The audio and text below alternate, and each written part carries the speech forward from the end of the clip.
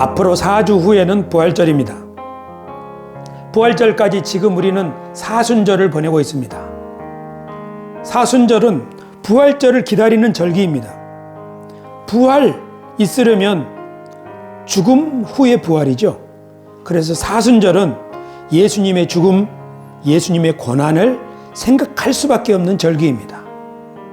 이 사순절, 예수님의 죽음에 대해서 생각하는 절기지요. 예수님은 왜 죽으셨을까? 복음송에 이런 게 있습니다. 사랑이 주님을 죽게 했네. 왜 날 사랑하나? 주님이 나를 사랑하셔서 주님이 죽으셨구나. 사도 바울은 이렇게 말했습니다. 내가 그리스도와 함께 십자가에 못 박혔나니 그런즉 이제는 내가 사는 것이 아니요 오직 내 안에 그리스도께서 사시는 것이라. 이제 내가 육체 가운데 사는 것은 나를 사랑하사 나를 위하여 자기 자신을 버리신 하나님의 아들을 믿는 믿음 안에서 사는 것이라. 사랑하는 그분이 나를 사랑하셔서 자기 몸을 버리셨다. 사도 바울도 말하는 거죠. 예수님이 우리를 사랑하셔서 죽으셨다. 우리 모두가 이 찬송, 나 같은 죄인 살리신 주 은혜 놀라워. 많은 찬송가에 예수님이 나를 위해 죽으셨다. 예수 나를 위하여 십자가를 질 때. 그래서 우리 모두는 예수님이 죽으신 이유는 나를 위하여 죽으셨다고 믿고 있습니다. 그렇지요? 예수님이 누구를 위하여 죽으셨나요? 나를 위하여 죽으셨다. 우리는 이것을 배웠습니다. 그런데 제가 설교를 준비할 때 제 컴퓨터, 제 휴대폰에 10년 전의 사진이 이렇게 올라오더라고요. 저의 이모님. 제가 고등학교를 광주에서 다녔는데 1학년, 2학년, 2년 동안 제 이모님 집에서 하숙을 했어요. 그런데 10년 전에 이모님이 췌장암으로 돌아가셨지요. 그때 제가 돌아가시기 직전에 병원에 들러서 함께 찍은 사진입니다. 저희 어머니하고도 함께 사진을 찍으셨죠. 저희 이모님 일찍 돌아가셨죠. 이모님이 죽기 전에 유언으로 저한테 십자가 외에는 자랑하지 마세요. 그렇게 유언하셔서 이모님의 묘비 비석에다가 십자가 외에는 자랑하지 말라. 그렇게 새겨 놓았습니다. 여러분들도 돌아가시면 여러분의 묘비명을 뭐라고 할 거 아니에요. 그러면 나는 뭐라고 묘비명을 새기면 좋을까? 생각해 놓으셨다가 자녀들한테 유언을 주세요. 오늘 숙제예요. 글쎄요. 저는 제 묘비명이 뭐라고 기록하게 될까요? 하나님의 경륜을 위해서 살자. 이렇게 할지도 모르겠어요. 아무튼 저희 이모님은 묘비명에 그렇게 되어 있어요. 십자가 외에는 자랑하지 말라. 설교를 준비하면서 이모님의 죽음을 생각하는 거죠. 이모님이 왜 그렇게 일찍 돌아가셨을까? 그 2년 동안 함께 살 때 끼니 때마다 저를 위해서 기도해 주시고 저희 가문을 위해서 기도해 주시고 시골에 있는 저희 식구들도 다 이름을 대면서 끼니 때마다 기도하셨죠. 그리고 제가 서울로 와서 목회자가 되었을 때는 저를 위해서 폐지를 주어가지고 폐장판을 주어서 고물상에 팔아가지고 의자 사라고 헌금을 해주신 그 이모님. 그러니까 저희가 이모님 죽음을 생각할 때 그 췌장암에 걸려서 돌아가신 그것만 생각하는 게 아니죠. 뭘 생각하는 거예요? 이모님이 어떻게 사셨나를 생각하는 거죠. 그래, 나에게 보여주신 그 진실한 신앙, 그리고 하나님을 위해서 헌신한 그 삶, 그리고 마지막 유언, 이런 것들을 생각하면서 이모님을 생각하는 거죠. 우리가 사순절에 예수님을 생각할 때 많은 사람들이 처음의 화면처럼 사순절에는 예루살렘에 순례객들이 찾아와 가지고 예수님이 십자가를 메고 걸어가신 그 길이 있어요. 고난의 길이라고 하고 그 길로 그렇게 십자가를 메고 지나는 행렬들 합니다. 사순절에는 보통 예수님이 고난당하신 일, 채찍질 당하시고 십자가를 지신 일을 많이 생각하지요. 하지만 저는 여러분들에게 이렇게 권면해드리고 싶습니다. 우리가 예수님을 생각할 때는 예수님이 얼마나 아프셨을까, 그것만 생각하지 말고 왜 예수님이 그런 결론에 도달하셨을까? 예수님이 어떤 삶을 사셨기 때문에, 예수님은 무엇을 위해서 사셨기 때문에 결국 십자가를 지시게 된 걸까? 이것을 생각하는 것이 중요하다. 사순절에는 예수님의 죽음만, 고난만 생각하지 말고 예수님의 삶과 예수님의 고난을 함께 생각해야 된다. 저는 그렇게 여러분들에게 말씀드리고 싶고, 지금 저는 그렇게 하고 있습니다. 예수님은 무엇을 위해서 사셨을까? 예수님이 무엇을 위해서 사셨나? 그걸 알으려면 예수님이 어떻게 말씀하셨고 무슨 일을 하셨는가를 보면 알 수 있죠. 예수님께서 하신 가장 대표적인 말씀, 그것은 하나님 나라가 가까이 왔다. 그렇게 하나님 나라를 선포하셨습니다. 하나님 나라가 가까이 왔으니 회개하고 복음을 믿으라. 동네마다 사람들을 만날 때 하나님의 나라가 가까이 왔다고 선포하셨습니다. 한번 따라합시다. 하나님의 나라가 가까이 왔다. 하나님의 나라가 가까이 왔다. 교우 여러분, 예수님이 하나님의 나라가 가까이 왔다 이렇게 선포하셨을 때 누구에게 그렇게 하셨느냐면 유대인들에게 하셨습니다. 유대인들은 하나님의 나라를 기다리던 사람들입니다. 유대인들은 왜 하나님의 나라를 기다렸는가? 그 사람들은 구약 성경을 통하여 하나님이 이렇게 약속하신 것을 알고 있기 때문이죠. 다니엘서를 보면 하나님이 앞으로 될 일을 말씀해 주셨는데, 그 중에 내가 또 밤 환상 중에 보니 인자 같은 이가 하늘 구름을 타고 와서 옛적부터 항상 계신 이에게 나아가 그 앞으로 인도되매 그에게 권세와 영광과 나라를 주고 모든 백성과 나라들과 다른 언어를 말하는 모든 자들이 그를 섬기게 하였으니 그의 권세는 소멸되지 아니하는 영원한 권세요 그의 나라는 멸망하지 아니할 것이니라. 다니엘서 7장에 어떤 인자같이 생긴 분이 하늘 구름을 타고 와서 옛적부터 항상 계신 그분한테 나아가는데, 그 구름을 타고 그분한테 가는데, 그분이, 그러니까 하나님이 그 인자 같은 그분에게 권세와 영광과 나라를 주고 이 세상 모든 만민이 그분을 섬기게 하셨다. 그의 권세는 소멸되지 아니하는 영원한 권세요 그의 나라는 멸망하지 아니할 것이다. 그래서 유대인들은 지금 이 세상을 다스리는 여러 나라들 가운데 나라를 잃고 있죠. 로마의 식민지 아래에 있었죠. 그런데 그들이 받은 약속은 뭐예요? 하나님이 때가 되면 이 세상 모든 나라를 다스리는 그 분을 보내신다 하는 거예요. 그 분을 보내신다. 그러니까 그분이 오신다면 이 세상 모든 나라가 그분에게 복종을 하고, 그리고 그분이 모든 만민을 다스리게 될 것이다. 그런데 한 절 더, 22절에는 이런 말씀이 있어요. 옛적부터 항상 계신 이가 와서, 유대인들은 하나님의 이름을 함부로 부르지 않는다고 그랬죠. 하늘이라고 부르거나 또는 옛적부터 항상 계시니 이런 식으로 하나님을 부른다고요. 옛적부터 항상 계신 이가 와서 지극히 높으신 이의 성도들을 위하여 원한을 풀어주셨고 때가 이름에 성도들이 나라를 얻었더라. 그러니까 하나님의 백성들이 이 세상 나라들을 얻는다는 거지요. 열방을 유업으로 주니 너희가 다스려라, 제사장 나라가 되어라 하는 거지요.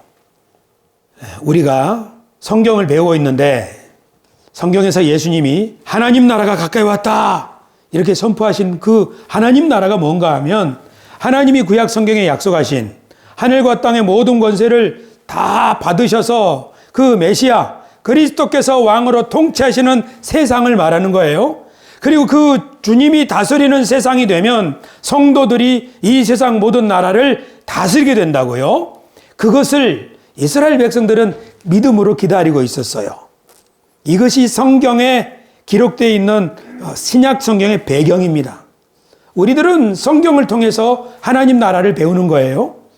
믿음으로 가는 나라, 하나님 나라. 우리들이 제가 어렸을 때 교회에서 배운 하나님 나라는 어떤 거냐면 저 높은 우주에 천국을 만들고 주 믿는 자들 오라네. 주 언제 오실지 아무도 모르나 날마다 가까워오고 있죠. 천국은 저 높은 우주에 지어지고 있다고 제가 어린이 주일학교에서 배웠어요. 그런데 나이가 들어서 성경을 연구해 보니까 그런 게 아니고 하나님은 하늘에 계시지만 하나님이 옛적부터 계신 분이 이 세상 만물을 다스릴 메시아 하나님의 아들을 이 세상에 보내서 그분에게 하늘 구름을 타고 자기 앞에 오면 모든 권세를 줘가지고 그분으로 하여금 이 땅을 통치하게 하시는데 그때에는 성도들이 이 세상에서 왕노릇하리라. 그렇게 주님이 다스리는 세상을 가리켜서 하나님의 나라라고 말한다는 사실을 깨닫고 보니 예수님이 말씀하신 하나님의 나라가 가까이 왔다 하는 말은 하나님이 통치하시는 세상, 하나님의 말씀이 이루어지는 세상, 그런 세상이 왔다는 뜻이지요.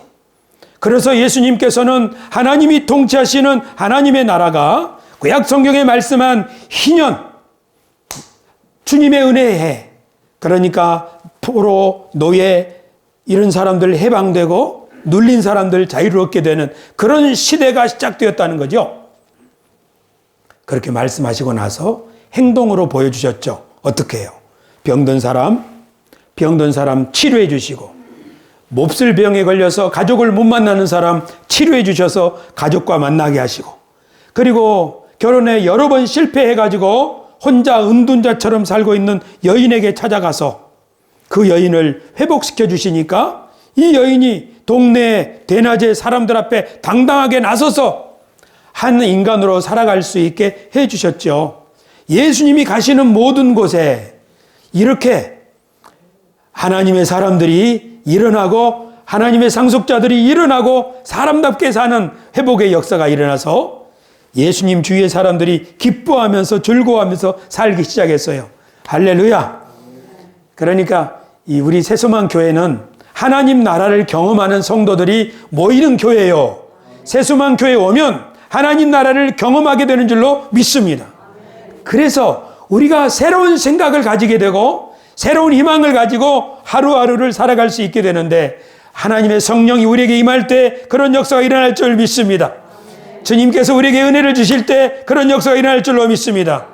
여러분들이 졸음을 물리치고 하나님을 간절히 사모할 때 주님께서 여러분에게 은혜를 주시는데 은혜를 주시면 슬픔도 물러가고 염려와 두려움도 떠나갈 줄로 믿습니다.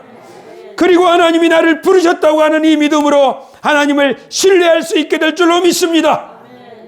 나는 실패한 인생이야, 나는 저주받은 인생이야, 그런 생각이 내 속에 있었다 할지라도 하나님이 부르셨다고 하는 이 믿음, 하나님이 오늘 여러분들에게 성령으로 함께 하신다는 그 믿음을 여러분이 오늘 믿음으로 받아들인다면 오늘 강단에서 설교하는 이 설교를 저 목사님 왜 오늘따라 핏대를 높이는겨? 그렇게 생각하지 않고 그 말씀을 믿음으로 받아들인다면 여러분의 인생은 바뀌어질 수 있을 줄로 믿습니다.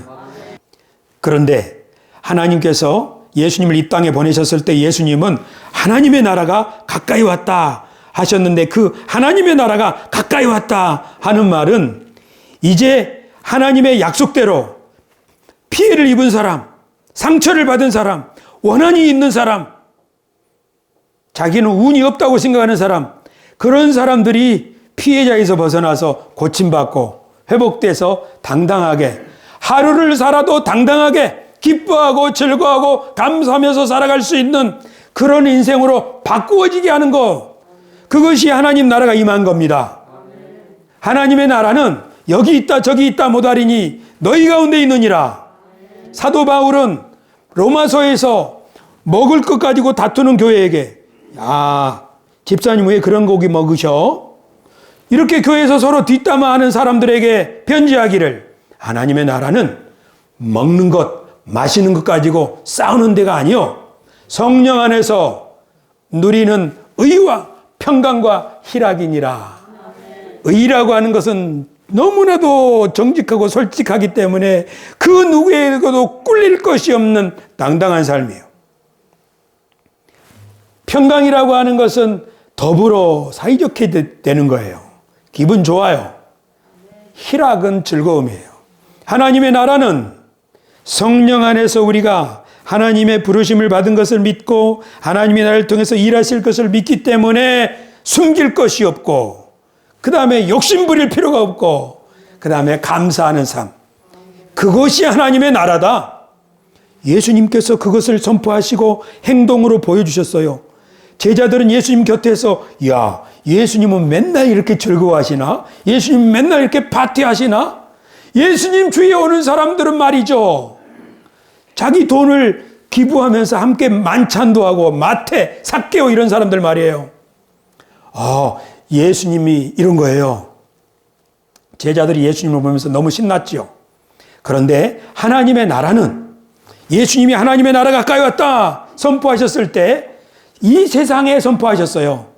하나님의 나라가 있고 세상 나라가 있습니다.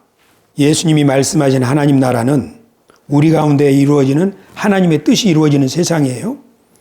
그 세상에서는 피해자가 회복돼 가지고 승리자로 살아요. 그 세상에서는 원망 불평하던 사람도 감사하며 살아요. 왜냐하면 하나님이 지금 그들에게 함께 하시기 때문이죠. 예수님의 제자들이 예수님의 삶을 보면서 하나님 나라가 어떤 세상인지를 경험한 거예요. 하나님 나라는 꼴찌인 사람도 당당하게 살 수 있는 세상이구나. 그걸 경험한 거예요. 교우 여러분, 하나님 나라는 하나님의 뜻이 실현되는 세상입니다. 뭐라고요? 하나님의 나라는 어떤 세상? 하나님의 뜻이 실현되는 세상이에요. 한 번 더 시작. 하나님의 나라는? 그럼 대한민국은 하나님의 나라요? 하나님의 뜻이 실현되고 있어요? 우리 장훈하 권사님 믿음이 크도다. 제 보기에는 아직 아닌데 실현되고 있지 않는 모습이, 이쪽에서는 이쪽 저쪽 막 싸움박질을 하지요. 맞아. 그 중에 일하고 계세요. 그러나 하나님의 뜻이 아직 실현되고 있지는 않은 영역이 많아요.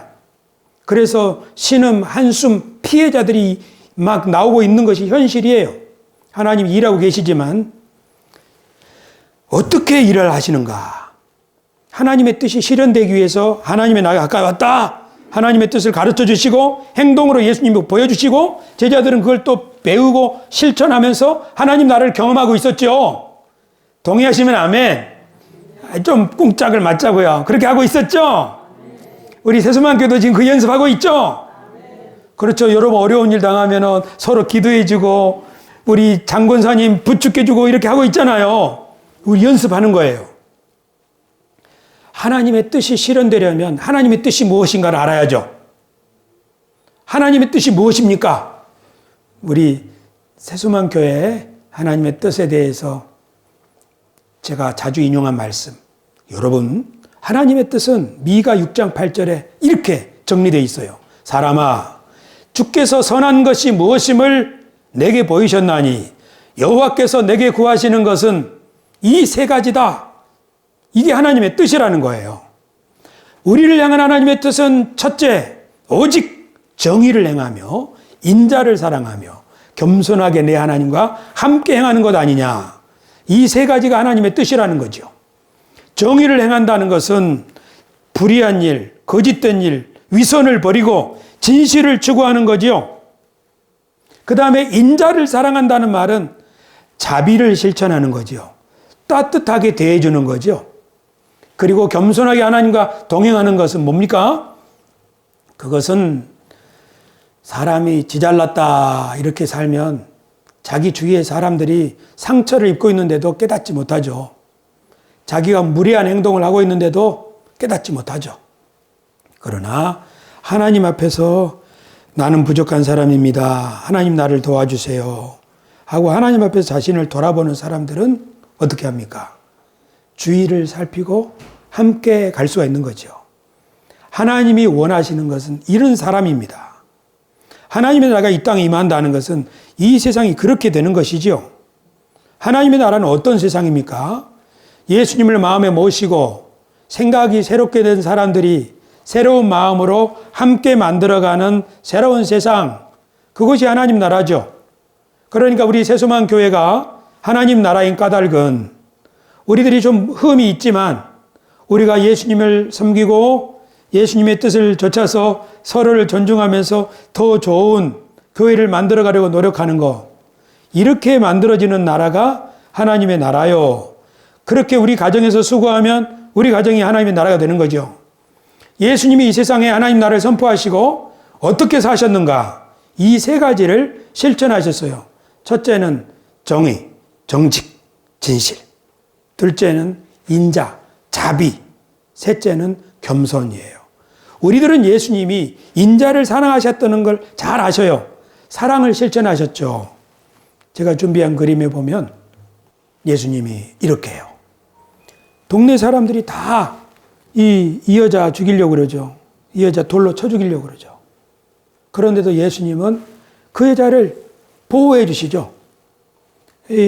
이 소경, 눈 뜨게 해주시고 심지어 문둥병자에게도 가까이 오지 마, 여기서 기도해 줄게, 거기 있어, 이렇게 말하지 않으시고 마태복음 8장 보면 문둥병자 가서 손을 잡아주셨어요.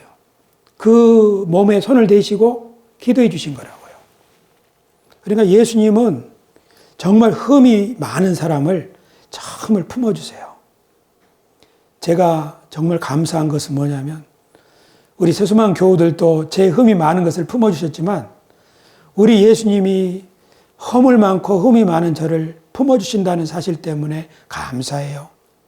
근데 이 사실을 덜 깨달았을 때는 비교적 비판적으로 우리 아이들을 취급했어요. 너 그래가지고 되겠어! 정죄하고 판단했죠. 그런데 점점 나이가 들면서 나 같은 허물 많은 사람을 주님이 품어주셨구나 생각하다 보니까 조금씩 너그러워지게 되더라고요. 하나님의 나라는 자비, 인자를 실천하는 곳에 있어요.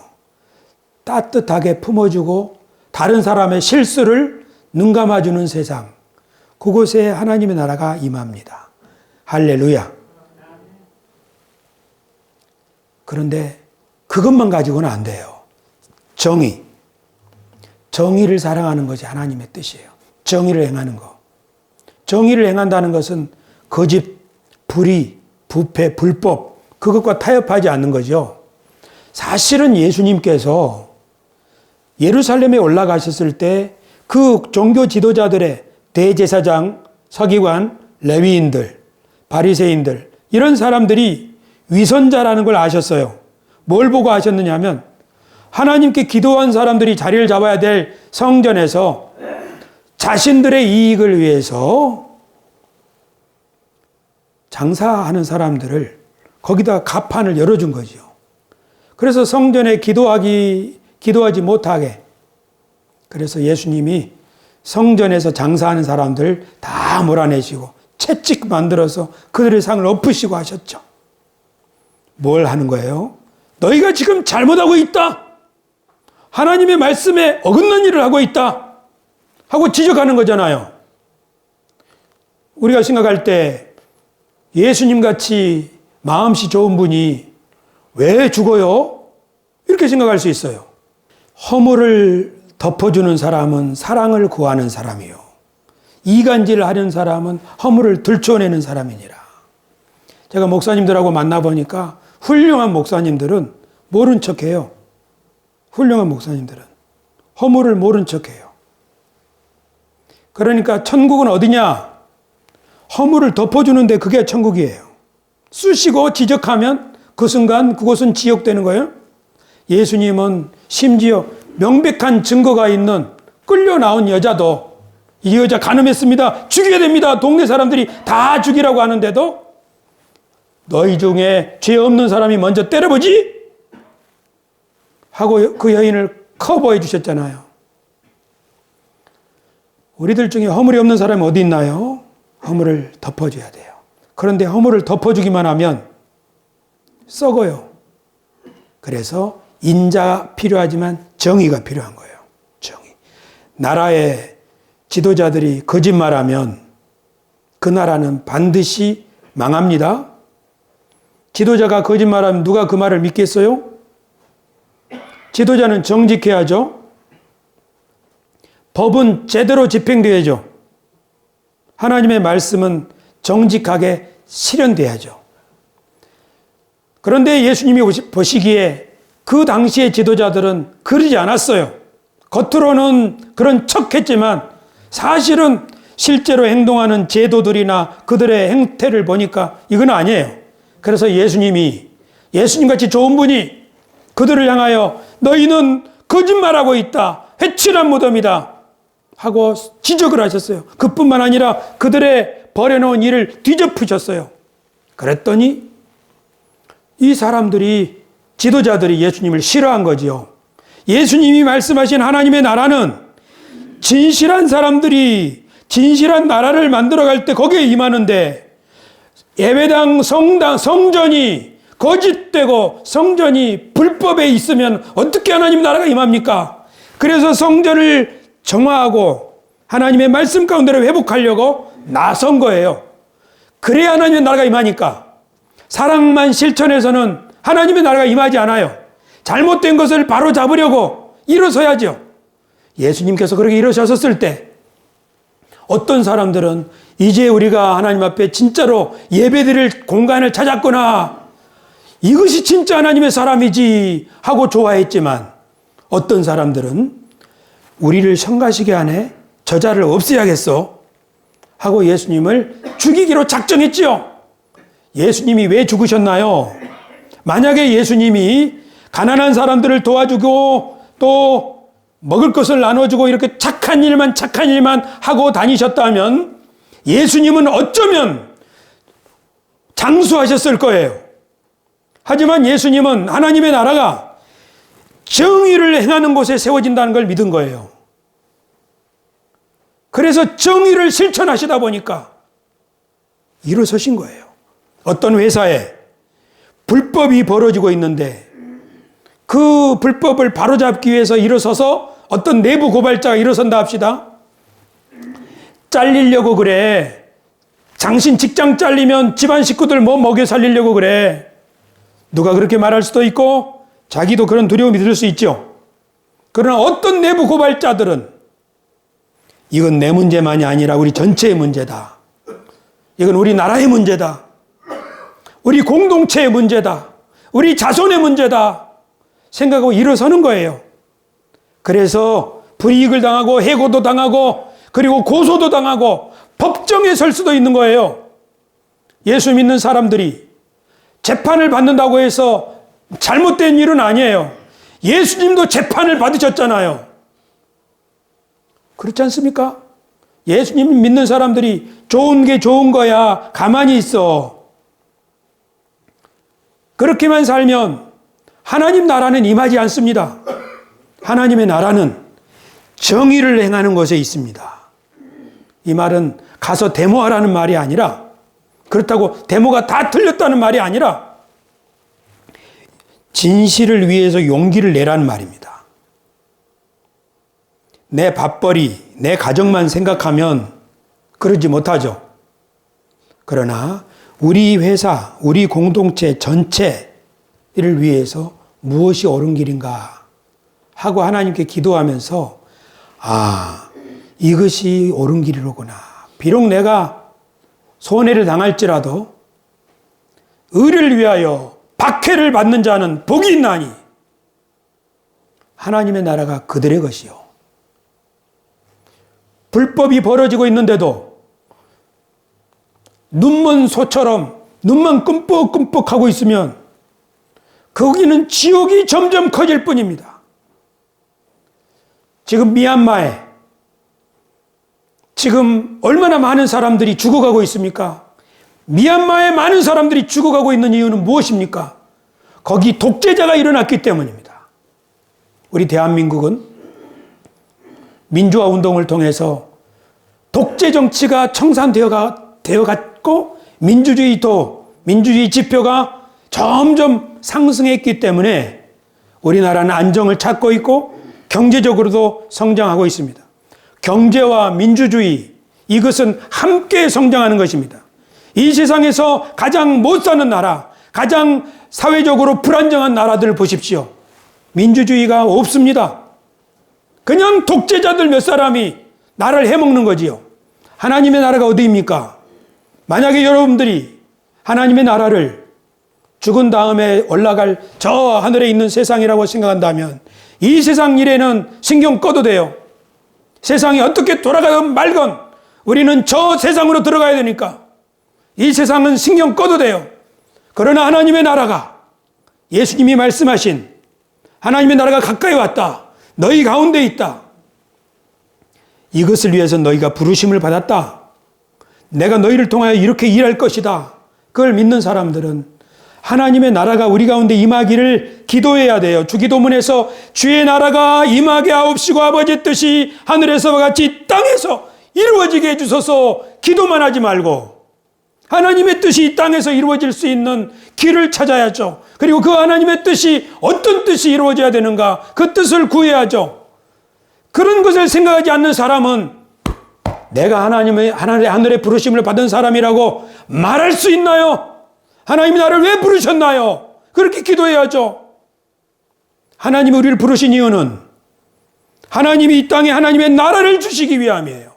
하나님이 아담을 지으신 이유는 아담을 통해서 이 땅을 하나님의 나라로 만들기 위함이지요. 생육하고 번성하고 땅에 충만하라. 생명으로 충만한 세상, 내가 너무나 아끼고 사랑하는 세상, 나의 지혜와 나의 사랑과 모든 것이 다 결합되어서 만들어진 이 아름다운 세상을 그 누구도 다시는 공허와 혼돈과 무질서와 어두움으로 더럽히지 못하게 하라 라고 하나님이 아브라함도 부르시고 이스라엘도 부르시고 때가 되어서 예수님을 이 땅에 보내셔서 하나님의 나라가 가까이 왔다. 이제 하나님의 뜻이 우리 가운데 실현될 세상이 왔다. 더 이상 피해자로 살지 말고 하나님의 상속자로 살자. 그런 세상은 하나님의 정의가 실현되고 하나님의 사랑이 실천되고 그리고 겸손하게 자기 뜻 버리고 하나님의 뜻을 순종하려고 하는 그 사람들 사이에서 이루어지게 될 것이다. 나를 보아라 하고 예수님이 사랑을 실천하시고 그리고 때가 되니까 예루살렘에 올라가셔서 성전에서 대항하셨죠. 바리새인들 대제사장들 대항하셨죠. 바로 이거예요. 만약 예수님이 이것만 안 하셨으면 십자가는 없습니다. 예수님이 사랑을 실천하는 일만 하셨다면 십자가는 없습니다. 그러나 예수님은 정의를 실천하신 거지요.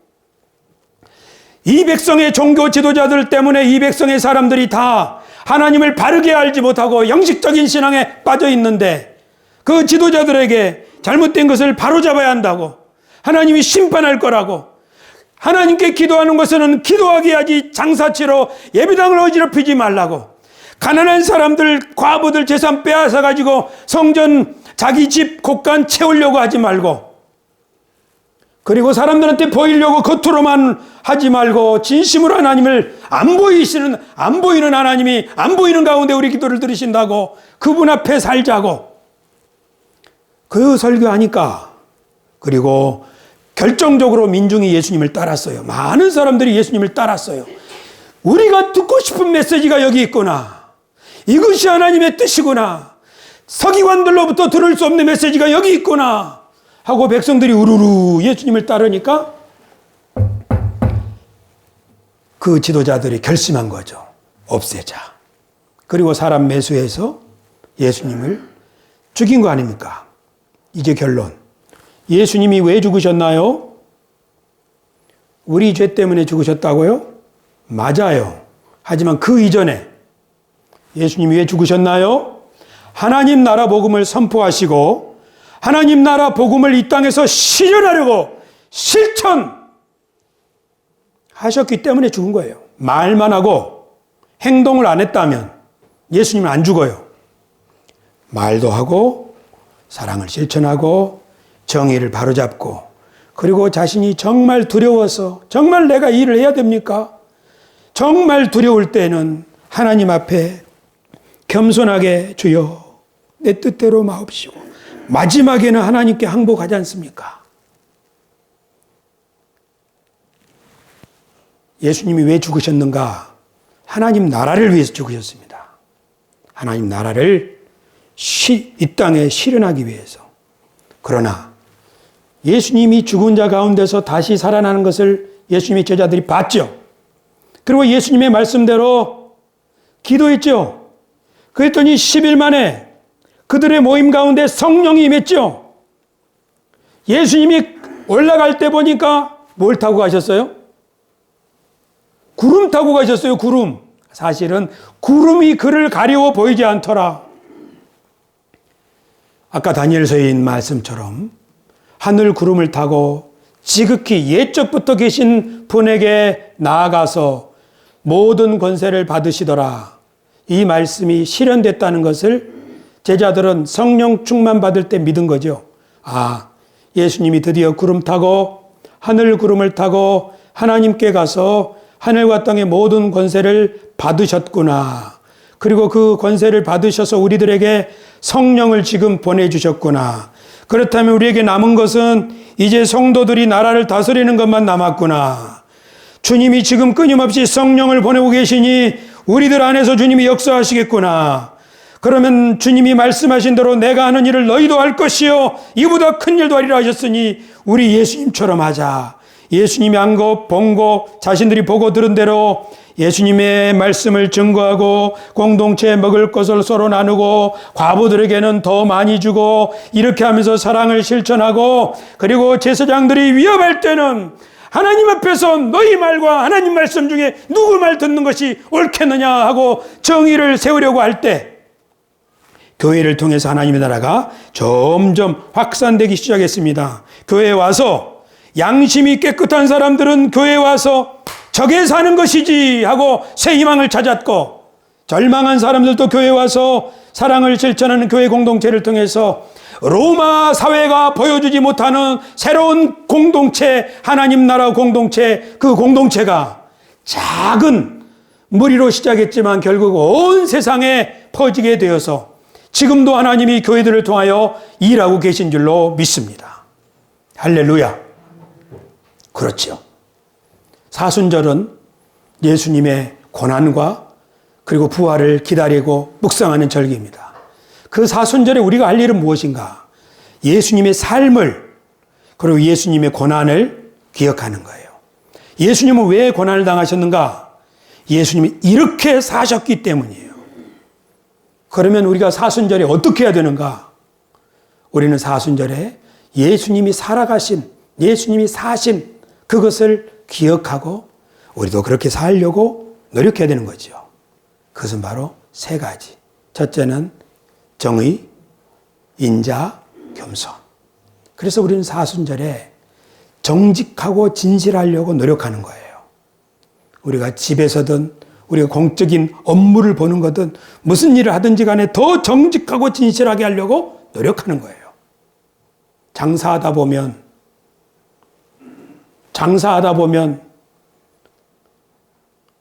이윤을 생각하고 사람들한테 잘못된 걸 정보를 주거나 속일 수 있죠. 그러나 과한 이윤이 아닌 정직한 장사, 정직한 기업의 운영 이런 것들을 위해서 노력하는 절기예요. 더 집중적으로. 그리고 약한 사람들을 도와주는 절기죠. 지난주까지 우리 지방회가 튀르키예 지진 피해 모금을 했는데 1,536만 원 정도가 모금이 됐어요. 우리 교회도 여기에 동참을 했습니다. 우리 교회도 나름대로 최선을 다해서 했습니다. 사순절에 우리가 할 일이 바로 그거지요. 어려움을 겪는 사람과 함께 뜻을 나누고 사랑을 나누고 관심을 기울이는 것이죠. 그것이 사순절을 지키는 거죠. 마지막으로는 겸손히 하나님과 동행하는 건데요. 하나님께 기도하는 거죠. 금식도 하고요. 그냥 굶어야 금식이 아니라 사람이 금식을 하다 보면 하나님을 생각하죠. 내 뜻대로만 살겠다. 이것이 우리에게 익숙해 있지만 기도하고 금식하고 성경을 읽고 하는 일에 시간을 투자하다 보면 우리는 겸손하게 하나님을 의지하고 주님과 동행하는 것이 무엇인지를 조금씩 이해하게 되죠. 우리가 겸손하지 않는다면 우리는 하나님 나라를 이루고 갈 수는 없습니다. 사랑을 실천하는 일, 정의를 행하는 일, 그런 일은 오직 겸손한 사람들만이 할 수 있어요. 내가 살았다 하는 사람은 할 수 없죠. 그래서 우리는 이 절기 동안에 특별 기도도 하고 그러는 거죠. 교우 여러분, 우리 4주 남은 이 부활절까지 주님이 기뻐하시는 사순절 절기를 보냅시다. 설교 듣느라고 고생하셨습니다. 기도하겠습니다.